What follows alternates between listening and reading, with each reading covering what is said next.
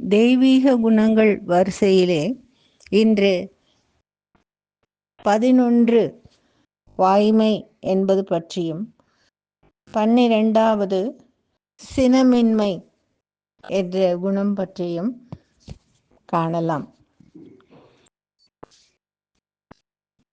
வாய்மை பற்றி சொல்லும் பொழுது வள்ளுவர் கூறுகின்றார், வாய்மை எனப்படுவது யாதெனின் யாதொன்றும் தீமை இல்லாத சொலர். பிறருக்கு எந்தவித தீமையும் ஏற்பட்டு விட கூடாது, எந்த சூழலையும் பிறத்தியாருக்கு தீங்கு ஏற்படாதவாறு பேசுவது, அதுதான் வாய்மை என்று அதுக்கு ஒரு டெஃபினிஷன் வள்ளுவரால் தரப்படுகின்றது. அப்படிப்பட்ட வாய்மை குணம் அரிச்சந்திர மகாராஜாவிடத்திலே இருந்தது என்பதை நாம் கதைகள் மூலமாக கேட்டு அறிகிறோம். இவர் ரகுகுல வம்சத்திலே வந்தவர், அயோத்தியின் மன்னனாக இருந்தவர், மிகுந்த செல்வமும் செல்வாக்கும் உடையவராக இருந்தார். இவரிடத்துல இருந்த அந்த வாய்மை என்ற உயரிய குணம், அதை எப்படியாவது நான் மாற்றி காட்டுவேன் என்று போட்டி போட்டுக்கொண்டு, மற்ற தேவாதி தேவர்கள் எல்லாம் இல்லவே இல்லை, அரிச்சந்திர மகாராஜா ஒரு நாளும் வாய்மையிலிருந்து வழுவ மாட்டார் என்று சொல்ல, விஸ்வாமித்திர மகரிஷி மட்டும் எப்படியாவது அவனை மாற்ற வேண்டும், என்னால் அது முடியும் என்று சொல்லி வருகின்றார். அவனிடத்தில் இருந்த செல்வம், செல்வாக்கு, அரச பதவி எல்லாவற்றையும் பறித்து விடுகின்றார். மனைவி மக்களை இழந்து விடுகின்றான் அரிச்சந்திரன். என்னிடத்துல வாங்கிய பணத்தை திருப்பி கொடுப்பதற்காக நீ ஏதாவது ஒரு வழியிலே சம்பாதித்து கட்ட வேண்டும் என்று சொல்ல, சொந்த மனைவி சந்திரமதியையும் லோகிதாசன் என்ற சிறுவனையும் ஒரு அந்தணருக்கு வீட்டு பணிகளை செய்வதற்காக விற்று அந்த பணத்தை கொடுக்கின்றார். இல்லை, இது முழுமையாக இல்லை, குறைவாக இருக்கிறது என்று சொல்லும்போது, பிணம் சுடுகின்ற சுடுகாட்டு வேலையிலே ஒரு வெட்டியான இடத்துல போய் தன்னையே விற்று பணத்தை செலுத்துகின்றார். அதன் பின்னாலேயும் அவருக்கு பலவிதமான இடைஞ்சல்களை செய்து கொண்டே இருக்கின்றார் மகரிஷி. ஆனால் அவன் எந்த சூழலையும் இம்மி அளவு கூட வாய்மையில் இருந்து வழுவாமல் இருக்கின்றான். அவனுடைய துரதிர்ஷ்டம் தொடர்ந்து கொண்டே வருகின்றது. வேலை பார்த்த இடத்திலே லோகிதாசன் பாம்பு தீண்டி இறந்து விடுகின்றான்.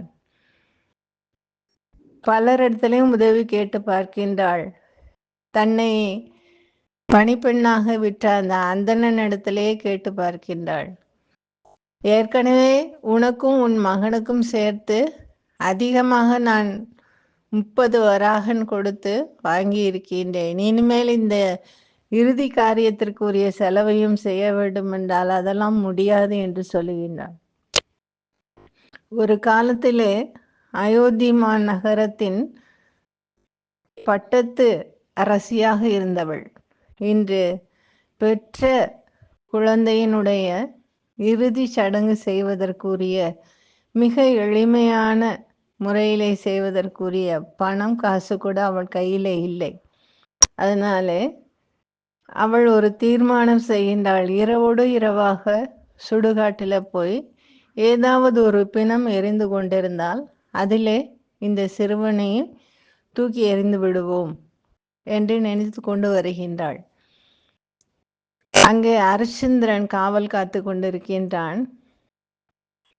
அவன் அந்த சிறுவனை தன்னுடைய சொந்த மனைவியை அடையாளம் கண்டுகொள்ளாமல், பெண்ணே நீ யார், எதற்காக இந்த நேரத்தில் வந்திருக்கின்றாய் தன்னந்தனியாக என்று கேட்க, அவள் விஷயத்தை அழுது கொண்டே கூறுகின்றாள். ஹரிச்சந்திரன் சொல்றான், உன்னுடைய கழுத்திலே தான் திருமாங்கல்யம் மின்னுகின்றதே, அதை விற்று செலவு செய்யலாமே என்று சொல்லுகின்றான். அவள் உத்தம பத்தினியாக இருந்ததாலே கணவனால் அணிவிக்கப்பட்ட அந்த திருமாங்கல்யம் அவனுடைய கண்களுக்கு மட்டும்தான் தெரியும் என்ற ஒரு சிறப்பையும் பெற்றிருந்தாள். அப்போ அவளுக்கு மிகவும் அழுகையா வருகிறது.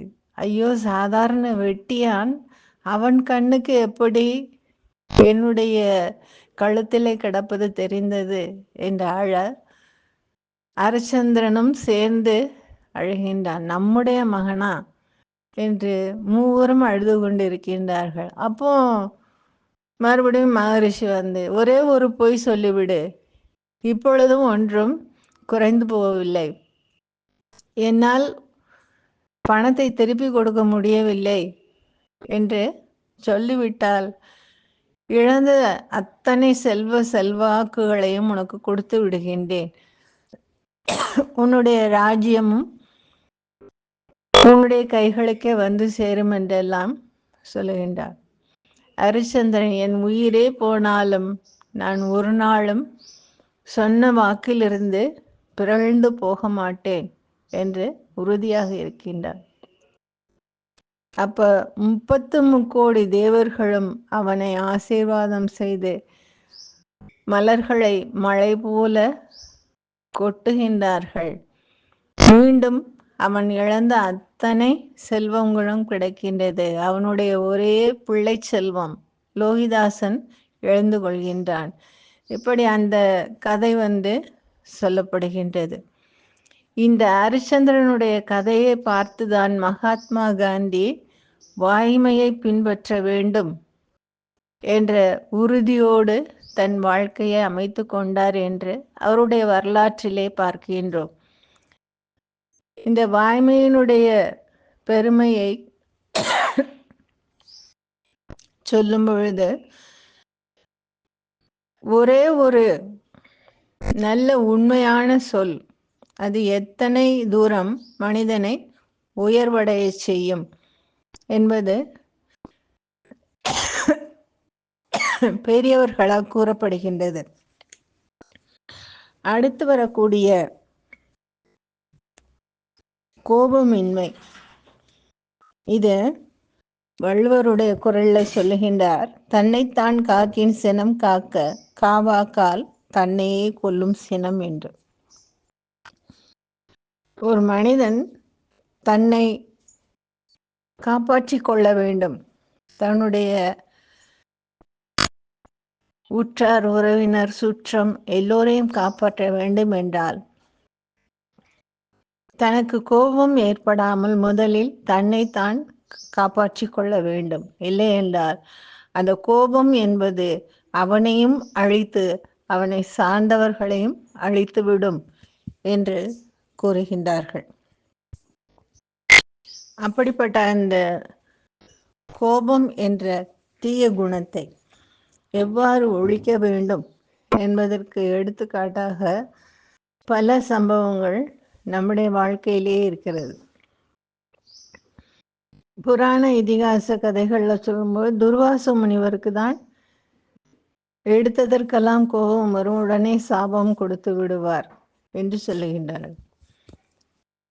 மகாபாரத கதையிலே ஒரு நிகழ்ச்சி சொல்லப்படுகின்றது.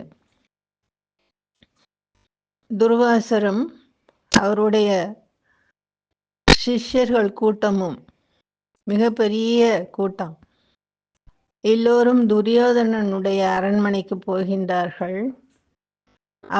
அவர்களுக்கு நல்ல உபசாரம் செய்து வயிறு நிறைய விருந்து அறுசுவை உணவு படைக்கின்றான். அப்போ துர்வாச முனிவர் கேட்கின்றார்,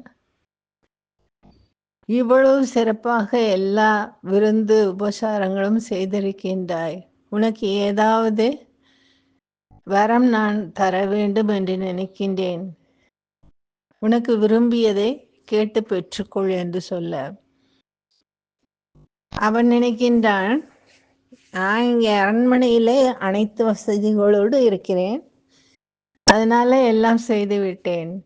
பாண்டவர்கள் காட்டில் இருக்கிறார்கள், அவர்கள் எப்படி இத்தனை பெரிய பரிவாரத்திற்கு உணவளிக்க முடியும்?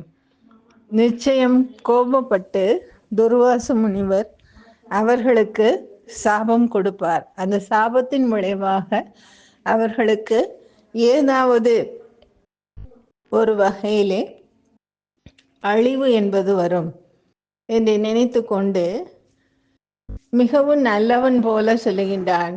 எனக்கு கொடுத்த இந்த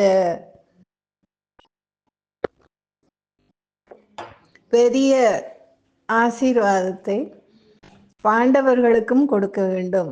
அவர்களிடத்திலேயும் போய் நீங்கள் அவர்களுடைய விருந்தோம்பலை ஏற்றுக்கொள்ள வேண்டும் என்று அனுப்பி வைக்கின்றார். துர்வாச முனிவருடைய தலையை பார்த்த உடனே அவர் பின்னாலே வருகின்ற பெரிய சிஷ்ய கூட்டங்கள் அவர்களெல்லாம் பார்த்த உடனேயே திரௌபதிக்கு பயமாகி போய்விடுகின்றது.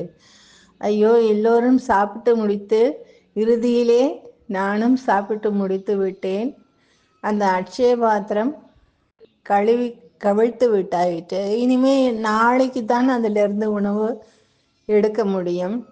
இப்பொழுது இவர்கள் அத்தனை பேருக்கும் எவ்வாறு உணவு கொடுப்பது என்று யோசித்து கொண்டு பயந்து போய் இருக்கின்றாள். தர்மர், எல்லோரும் ஆற்றிலே சென்று நீராடி விட்டு வாருங்கள், உணவு தயார் செய்து வைக்கிறோம் என்று சொல்லி அனுப்பிவிடுகின்றார். ஆபத் பாந்தவனாக இருக்கின்ற அநாத ரட்சகனாக விளங்குகின்ற கண்ணபிரானை திரௌபதி அழைக்கின்றாள். கண்ணன் அப்பொழுது அந்த அட்சய பாத்திரத்தை கொண்டு வர சொல்லி அதில் இருந்த ஒரு சிறிய உணவு, ஒரே ஒரு பருக்கை, அதை தான் எடுத்து வாயிலே போட்டு தண்ணீர் அருந்தி எல்லாம் திருப்தியாக இருக்கின்றது என்று சொல்ல, இந்த அண்ட சராசரத்தில் இருந்த அனைத்து உயிரினங்களுக்கும் அப்பொழுது வயிறு நிரம்பி பெரிய விருந்து உணவு சாப்பிட்டது போல இருக்கிறது. அப்போ துர்வாச முனிவர், ஐயோ, இப்போ விழா புடைக்க சாப்பிட்டது போல இருக்கிறது, இனிமேல் அவர்களிடத்துல போய் எப்படி சாப்பிட என்று சொல்லாமலேயே அப்படியே நழுவி சென்று விடுகின்றார்கள் என்று பாரதத்தில் ஒரு கதை இடம்பெறுகின்றது. இந்த சினத்தினுடைய கேடு பற்றி மருத்துவ உலகம் சொல்லக்கூடிய கருத்து, ஒருவனுக்கு கோபம் அதிகமாக அதிகமாக அவனுடைய இரத்த அழுத்தம் அதிகமாகின்றது. இரத்த அழுத்தம் அதிகமாக இரத்த நாளங்கள் எல்லாம் விரிந்து கொடுக்கின்றன. அது அளவுக்கு மீறி விரியும் பொழுது திடீரென்று மாரடைப்பு நோய் ஏற்பட்டு அந்த நொடியிலேயே மரணம் சம்பவிக்கக்கூடும். அறிவியலும் இவ்வாறு சொல்லுகின்றது, ஆன்மீகமும் சொல்லுகின்றது. பகவத்கீதையிலே இன்னொரு இடத்திலே சொல்லுகின்றார், காமயேஷ குரோதயேஷ ரஜோகுண சமுத்பவ என்று ஆரம்பிக்கின்ற அந்த ஸ்லோகத்தில், நிறைவேறாத ஆசைதான் கோபமாக வடிவெடுக்கின்றது. கோபத்தில் இருந்து தவறான செய்கைகள் வெளிப்படுகின்றன. இது இரண்டுமே நரகத்தினுடைய வாயில்களாக அமைந்திருக்கின்றன, காபமும் குரோதமும். எனவே ஆசையை விட்டொழிக்க வேண்டும். ஆசையின் விளைவாக ஏற்படுகின்ற அந்த கோபத்தையும் விட்டொழிக்க வேண்டும். இப்படி இரண்டும் இல்லாத நிலையிலே மனது முழு அமைதி பெற்ற சாத்வீக நிலையில இருக்கிறது. அந்த உயர்ந்த சாத்வீக குணம் வளர வளர நம்முள்ளே இறைவனுடைய அருளும் வளருகின்றது என்று கூறுகின்றார் பகவான். அதனால் ஆன்மீகத்திலேயும் சினமின்மை என்பதன் முக்கியத்துவம் சொல்லப்படுகின்றது. மருத்துவ உலகிலேயும் குறிப்பிடுகின்றார்கள். எனவே அந்த கோபம் என்பதை தவிர்த்து சினம் இல்லாத மனநிலையை நாம் வளர்க்க வேண்டும். முன்னால பார்த்தது போல 11வது நல்ல குணமாக சத்தியம். நம்முடைய அரசாங்க சின்னத்திலேயே சத்தியமேவ ஜெயதே என்று சொல்லியிருக்கின்றார். சத்தியம்தான் என்றென்றும் வெற்றி அடையும். அதுபோல அந்த சத்தியம் என்ற வாய்மை குணத்தையும்,